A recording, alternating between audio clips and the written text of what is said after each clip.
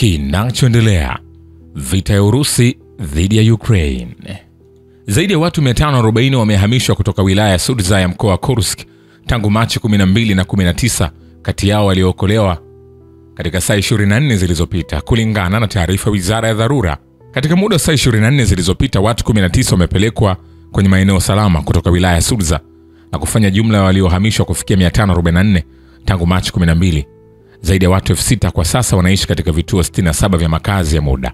Watu wengi ambao walikuwa wajulikane waliko kwa muda mrefu sasa wameungana na familia zao. Zaidi ya hayo, wizara ya hali ya dharura imebainisha kuwa wanasaikolojia wake walikuwa wakitoa msaada muhimu wa kisaikolojia na msaada kwa wale wanaohitaji mara baada ya kushuhudia vita hivyo, lakini pia koswa zile na silaha za jeshi la Ukraine ambazo zingepelekea vifo vyao. Vikosi vya vitengo vya tanki vya kikosi cha vita cha Dnipro vimefanikiwa kuwaangamiza askari wa Ukraine katika mkoa wa Zaporizhzhia. Kamanda wa tanki anawaambia waandishi wa habari.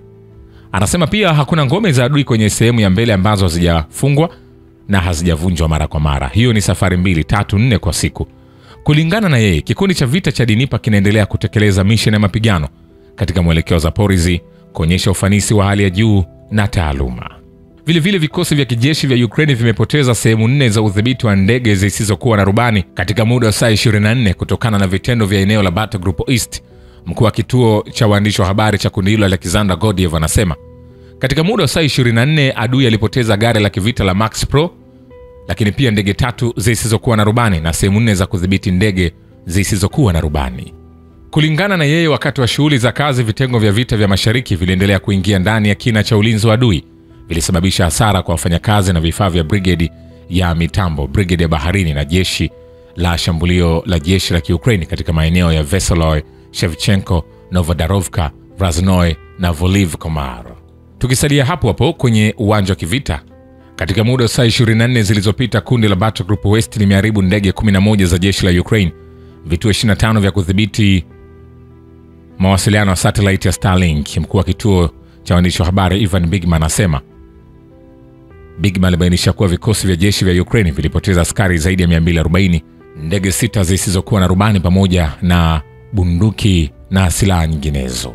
Pia kituo cha vita vya kielektroniki na boari 2 za risasi ziliharibiwa. Vile wapiganaji wa Urusi wamechukua udhibiti wa ngome ya Ukraine karibu na Kremenaya katika Jamhuri ya Watu Lugansk inayoshikiliwa na Ukraine kwa zaidi ya mwaka mmoja. Mtaalamu wa kijeshi Andrei Marochko anasema katika operesheni za mapigano kwenye msitu wa Sebryanka kusini magharibi mwa Kremenaya, vikosi vya Urusi viliteka ngome ya Ukraine ambayo adui ameshikilia kwa zaidi ya mwaka mmoja. Wapiganaji wa Urusi hadi sasa wamechukua mkondo mpya na wanaendesha operesheni ya kibali, Marochko alibainisha. Vile Katibu Mkuu wa Umoja wa Mataifa Antonio Guterres yuko tayari kupatanisha mazungumzo yanayowezekana kuhusu Ukraine ikiwa ni lazima, lakini hajazungumza na pande hizo hivi karibuni. Naibu msemaji wa Katibu Mkuu Farhan Haq anawaambia waandishi wa habari, hakuna simu za hivi karibuni za kutaja tu, lakini ninachoweza kusema ni kwamba Katibu Mkuu ameweka wazi nia yake ya kuweza kushiriki kwenye Umoja wa Mataifa kuweza kuhakikisha amani inapatikana. Kama unavyojua, katika kesi ya Urusi na Ukraine amefanya hivyo katika siku za nyuma, ikiwa ni pamoja na kupitia mpango wa nafaka wa Bahari Nyeusi kutoka miaka kadhaa iliyopita, na yuko tayari kufanya hivyo tena. Naibu huyo alisema kama masharti yanaruhusu. Mnamo Machi 18, marais wa Urusi na Marekani Vladimir Putin na Donald Trump walijadili hali ya Ukraine, masharti ya kuzuia kuongezeka na mada kadhaa za kimataifa kwa njia ya simu. Kulingana na Kremlin, Putin alikubaliana na pendekezo la kiongozi huyo wa Marekani juu ya kukataa pande zote kwenye mzozo wa Ukraine kutoka kwenye shambulio la miundombinu ya nishati kwa siku 30.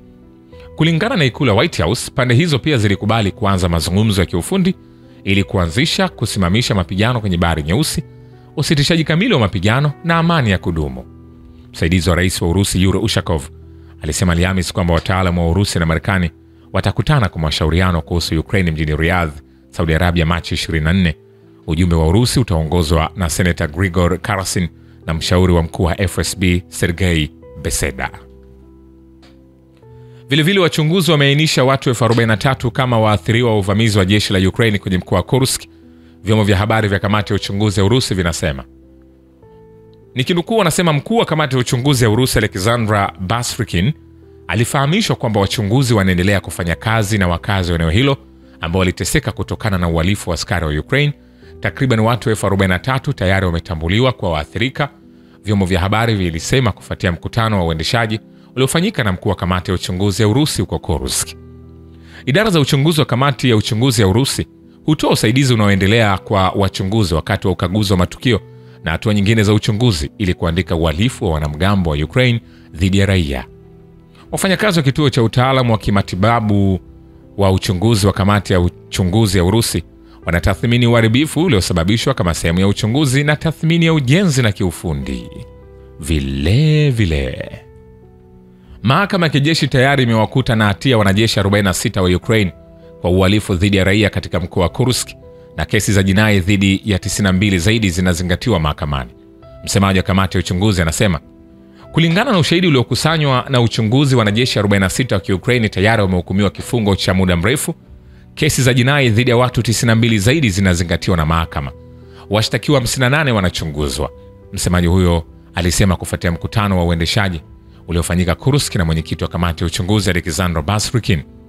Makamanda 8 wa brigade za kikosi cha wanajeshi cha Ukraine walioshiriki kwenye shambulio la mkoa wa Kursk walishtakiwa bila kuwepo. Msemaji huyo alisema kamati inaendelea kuchunguza kesi za jinai dhidi ya mamluki waliohusika kwenye shambulio la mkoa wa Kursk. Wanatia ndani raia wa Uingereza, Georgia, Paraguay, Denmark, Peru, Colombia na nchi nyinginezo. Hukumu tayari zimetolewa dhidi ya baadhi ya washtakiwa. Vile General Staff wa Urusi Valery Gerasimov amekagua kituo cha mapigano na utimilifu wake wa malengo ya mapigano katika eneo maalum la operation ya kijeshi. Wizara ya Ulinzi ya Urusi imeripoti Ijumaa. Wanasema mkuu wa wafanyakazi General Staff wa kikosi cha wanajeshi wa Urusi, naibu wa kwanza wa waziri wa ulinzi Generali Valery Gerasimov, alikagua utimilifu wa malengo ya mapigano na vikosi vikubwa na vitengo vya jeshi la pamoja la kituo cha vita kinachofanya kazi katika mwelekeo wa Krasnoyarsk kwenye eneo maalum la operation ya kijeshi. Vile idadi ya vifo kutokana na uhalifu uliofanywa na jeshi la Ukraine kwenye mkoa wa Kursk imefikia 167 tangu 2022, huku watu 500 wakijeruhiwa. Kamati ya uchunguzi ya Urusi inasema kufuatia mkutano wa operation ulioitishwa na mkuu wake Alexander Basrykin katika eneo linalopakana na Urusi. Tangu mwaka 2022 raia 167 kwenye mkoa wa Kursk wameuawa kutokana na uhalifu uliofanywa na wanamgambo wa Ukraine na watu 500 wamepata majeraha. Takriban uchunguzi wa uhalifu 736 umezinduliwa huku mamia miundombinu ya kiraia ikiharibiwa. Vile Umoja wa Ulaya una nia ya dhati ya kuendeleza mzozo wa Ukraine kwa gharama yoyote ile, huku ikipuuza kabisa uhuru wa nchi za Ulaya na kupuuza msimamo wa amani wa Waziri Mkuu wa Hungaria Viktor Orban. Mbunge wa bunge la Ulaya Harald Wilimski anasema EU inafanya maamuzi ambayo yanaathiri nchi zote wanachama na kukiuka uhuru wao kwa kiasi kikubwa. Wanafanya hivyo bila Hungaria ambayo waziri mkuu wake yuko chini ya shinikizo kubwa kutoka Brussels. Hii ni ya kuchukiza. Viktor Orban anafanya kwa maslahi ya watu wake na amejitolea kwa amani. Badala ya kuheshimu hili, Umoja wa Ulaya unaichukulia Hungaria kama kwamba haipo tayari kwa gharama yoyote, Brussels alisema. Wilimski ambaye anaongoza kundi la chama cha uhuru cha Austria katika bunge la Ulaya.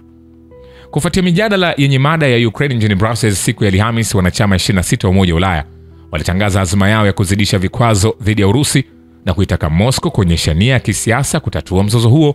Budapest ilikataa kuunga mkono kauli hii. Shukrani kwa baba ya kivita na historia ya dunia. Mimi ni Richard Shio, The Rich Voice. Ni follow Instagram na TikTok kama Rich Voice Official. Asante.